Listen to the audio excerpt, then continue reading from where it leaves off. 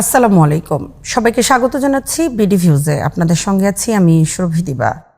ইরানে আগ্রাসনের মাধ্যমে ইসরায়েল যখন ব্যাপক সাফল্য দাবি করছে, তখন ইসরায়েলি গণমাধ্যমে তাদের অপরাজেয় থাকার দম্ভ, বিচূর্ণ হওয়ার হতাশা প্রকাশ করা হচ্ছে। কারণ ইরানের মিসাইলের আঘাতে যেমন ব্যাপক ক্ষয়ক্ষতি হচ্ছে, তেমনি মানুষ আর যুদ্ধের চাপ নিতে পারছে না। এর মধ্যে ইসরায়েলি গণমাধ্যমে ইরানের শাসন ব্যবস্থার পতনের পরিকল্পনা ব্যর্থ হওয়ায় নেতানিয়াহুর সাথে মোসাদ প্রধান ডেভিড বার্নিয়ার বিরোধের খবর আসছে। এগুলো হলো এই যুদ্ধে ইসরায়েলের পরাজয়ের আভাস। এই ইরান যুদ্ধে ইসরায়েলের ভেতরে যে গভীর সংকট দেখা দিয়েছে তা নিয়ে বিস্তারিত থাকছে নাজমুল হাসানের প্রতিবেদনে।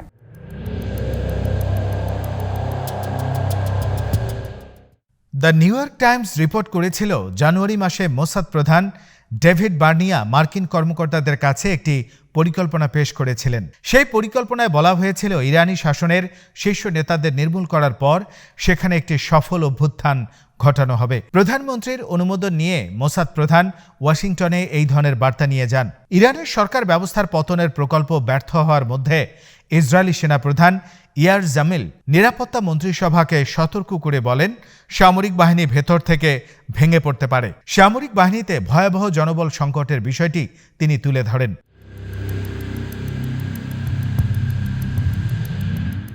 একটি যুদ্ধের মাঝে রাজনৈতিক এবং নিরাপত্তা বলয়ের মধ্যে একে অপরকে যখন দোষারোপ করার খেলা শুরু হয়, তখন সেটি কখনোই ভালো লক্ষণ নয়। ইরান বিরোধী অভিযানে যুক্তরাষ্ট্রের সঙ্গে যৌথভাবে আক্রমণ শুরু করার এক মাস পর ইসরায়েল এই ধরনের পরিস্থিতির সম্মুখীন হওয়ায় পশ্চিমা বন্ধুরা হতাশ হয়েছেন। যুদ্ধ যখন শুরু হয়েছিল, তখন ইসরায়েলের মধ্যে ছিল এক ধরনের চরম উদ্দীপনা। ইসরায়েলের ঊর্ধ্বতন কর্মকর্তারা যুক্তরাষ্ট্রের সঙ্গে নজিরবিহীন এবং ঐতিহাসিক সমন্বয়ের প্রশংসা করেছিলেন। এমনকি যুদ্ধ শুরুর আগের 2 মাসে নেতানিয়াহু এবং মার্কিন প্রেসিডেন্ট ডোনাল্ড ট্রাম্পের মধ্যে 2টি বৈঠক এবং 15টি ফোনালাপ হয়।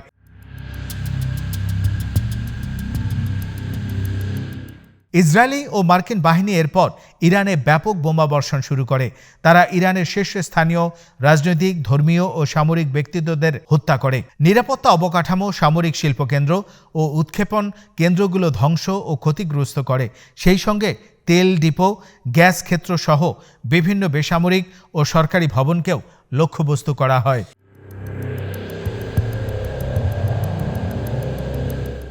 ইসরায়েল ও যুক্তরাষ্ট্রের হামলার জবাবে ইরান প্রতিদিন ইসরায়েলি লক্ষ্যবস্তুতে পাল্টা জবাব দেওয়া শুরু করে।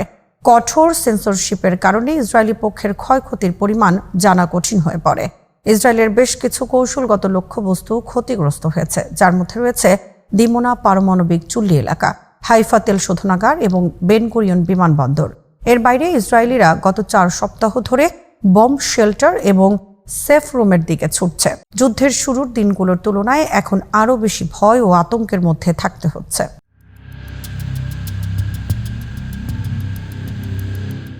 ইসরায়েলের অর্থনীতি বলতে গেলে থমকে গেছে। বারবার খোলার চেষ্টা করা হলেও এখন বেশিরভাগ স্কুল এবং ব্যবসা প্রতিষ্ঠান বন্ধ রয়েছে।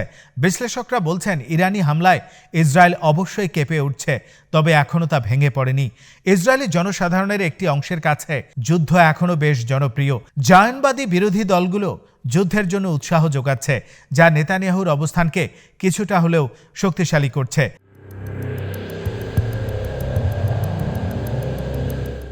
এর মধ্যে কিছু অস্বস্তিকর প্রশ্ন ক্রমশ দানা বাঁধতে শুরু করছে।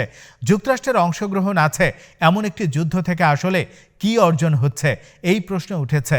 ইরানের মোজাইক কৌশল কি কেবল টিকে থাকাই নয়, বরং আরও বেশি শক্তিশালী হিসেবে সামনে আসছে।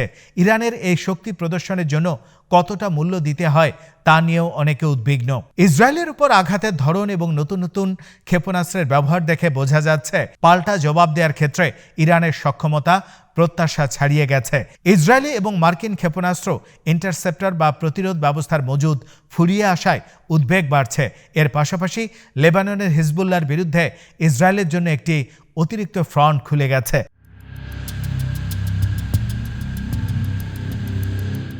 হিজবুল্লাহর সাথে সংঘর্ষ নিয়েও প্রশ্ন উঠছে। ইসরায়েল ধরে নিয়েছিল 2024 সালে হিজবুল্লাহকে যে বিধ্বংসী আঘাত করা হয়েছিল তাতে তারা অনেকটা ধ্বংস হয়ে গেছে। কিন্তু হিজবুল্লাহ নিজস্ব ক্ষেপণাস্ত্রের মাধ্যমে ইসরায়েলের অভিযানকে প্রতিহত করতে সক্ষম হয়েছে। ইসরায়েলি স্থল অভিযানের বিরুদ্ধে স্থানীয়ভাবে প্রতিরোধ গড়ে তুলেছে। হিজবুল্লাহর এই লড়াই ইসরায়েলি পক্ষের মধ্যে স্পষ্ট হতাশা তৈরি করেছে। পরিস্থিতি থেকে উত্তরণের জন্য উত্তর ইসরায়েলের স্থানীয় নেতাদের সরকারের কাছে অশ্রুসিক্ত আবেদন সামাজিক যোগাযোগ মাধ্যমে ছড়িয়ে পড়েছে।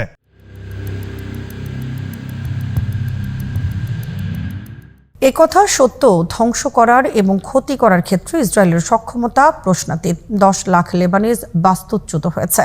লেবাননের দক্ষিণাঞ্চলকে দেশের বাকি অংশের সাথে সংযোগকারী সেতুগুলো বোমাবর্ষণে অকেজো করে দেওয়া হয়েছে এবং ব্যাপক ক্ষয়ক্ষতি সাধিত হয়েছে। কিন্তু বাস্তবতা হলো এই সামরিক অভিযানের কোনো স্পষ্ট শেষ লক্ষ্য নেই।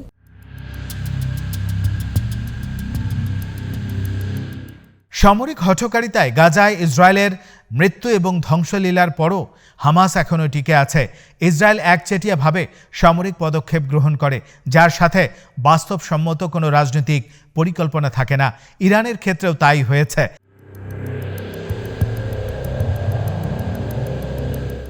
নেতানিয়াহুর চূড়ান্ত বিজয় এর কথাটি আংশিকভাবে ইসরায়েলের বিচারহীনতার মানসিকতা থেকে তৈরি হয়েছে।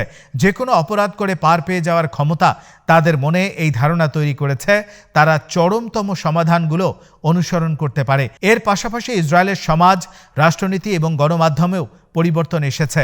উগ্র ধর্মীয় মৌলবাদী আদর্শিক রাজনৈতিক দৃষ্টিভঙ্গি এখন জনসাধারণের বড় অংশের মধ্যে প্রতিধ্বনি সৃষ্টি করে। ইসরায়েলি গণমাধ্যমে গণহত্যামূলক উস্কানি ব্যাপকভাবে ছড়িয়ে পড়ছে।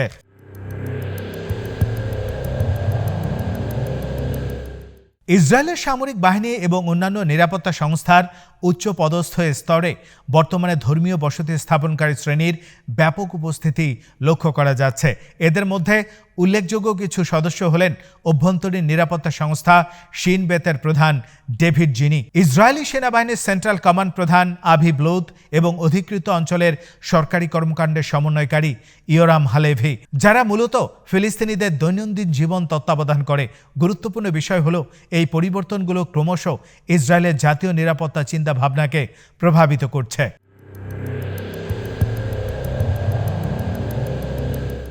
ক্ষমতার কেন্দ্রের ঘনিষ্ঠ বেশ কয়েকজন সাবেক সামরিক কৌশলবিদ পরামর্শ দিয়েছেন ইসরায়েলের উচিত প্রযুক্তিগত শ্রেষ্ঠত্বের উপর ভিত্তি করে স্বল্পমেয়াদী যুদ্ধের ধারণা থেকে সরে এসে দীর্ঘমেয়াদী সংঘাতের প্রস্তুতি নেওয়া, যা স্থায়ীভাবে ভূখণ্ড দখল এবং শত্রুর অবকাঠামো ও জনগণকে ধ্বংস করার বিষয়টিকে অন্তর্ভুক্ত করে। গ্রেটার ইসরায়েল প্রকল্পের অনুসরণ এখন জাতীয় নিরাপত্তা তত্ত্বে পরিণত হয়েছে, যার মধ্যে ফিলিস্তিনিদের পুরোপুরিভাবে নির্মূল করে এই অঞ্চলে ইসরায়েলকে একটি প্রভাবশালী সামরিক শক্তি হিসেবে প্রতিষ্ঠিত করার প্রচেষ্টাও অন্তর্ভুক্ত।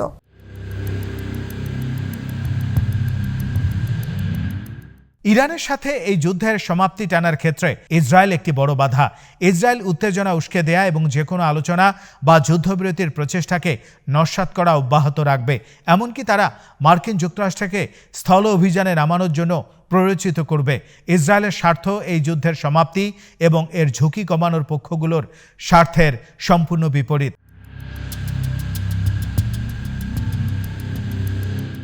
মার্কিন প্রেসিডেন্টের অসংলগ্ন কথাবার্তা বা বাকচাতুরি কোনো শক্তির প্রমাণ নয়, তার কৌশল নিয়ে সন্দেহ বাড়ছে। প্রশ্ন উঠছে, ইসরায়েল মার্কিন সক্ষমতাকে অতিরিক্ত মূল্যায়ন করছে এবং ইরানি পক্ষকে অবমূল্যায়ন করছে। এমনকি মার্কিন প্রশাসনের কাজের দক্ষতা নিয়েও প্রশ্ন উঠেছে।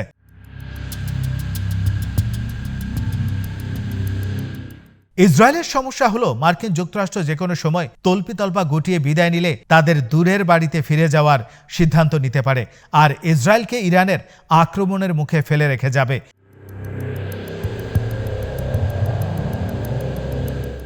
1956 সালে সুয়েজ সংকটের সময় এখন আলোচনায় আসছে। সে সময় ইসরায়েলের পাশাপাশি যুক্তরাজ্য এবং ফ্রান্স মধ্যপ্রাচ্যের যুদ্ধে যোগ দিয়েছিল। সেই দেশগুলোর জন্য এই যুদ্ধকে সাম্রাজ্যের সমাপ্তির মুহূর্ত হিসেবে দেখা হয়। ইরানের বিরুদ্ধে এই যুদ্ধে ইসরায়েল যেভাবে মার্কিন যুক্তরাষ্ট্রকে টেনে আনছে তা হয়তো ভবিষ্যতে একইভাবে স্মরণ করা হবে।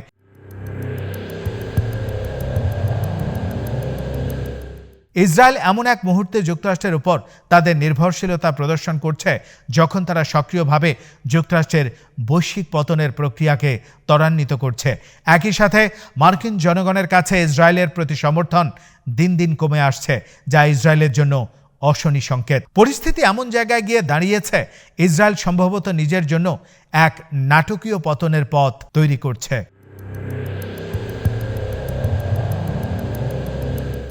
আজ এখানেই শেষ করছি। সবাই ভালো থাকুন, সুস্থ থাকুন আর দেখতে থাকুন বিডি ভিউজ। চ্যানেলটি ভালো লাগলে সাবস্ক্রাইব করুন। সংযুক্ত থাকুন আমাদের ফেসবুক পেজে। আল্লাহ হাফেজ।